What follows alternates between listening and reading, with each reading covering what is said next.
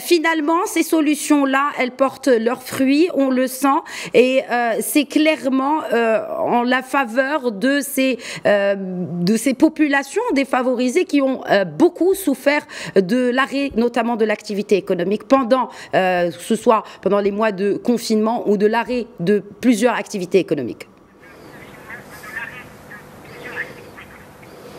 Bien évidemment, les faits ressentis, et en fait Sa Majesté a rappelé les grandes étapes, les grandes décisions, bien qu'il y en a beaucoup, mais il a rappelé les principales, notamment bien sûr la création du fonds d'appui, donc qui était une initiative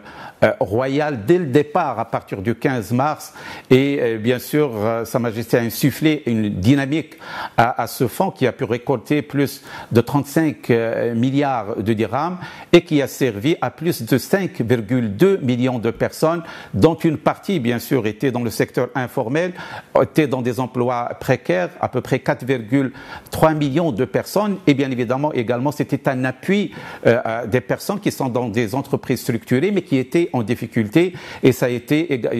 en fait, une initiative très salutaire sur le plan économique et sur le plan social, parce que d'une part, ça a permis à différentes familles de pouvoir disposer de revenus pour vaquer à leurs besoins essentiels,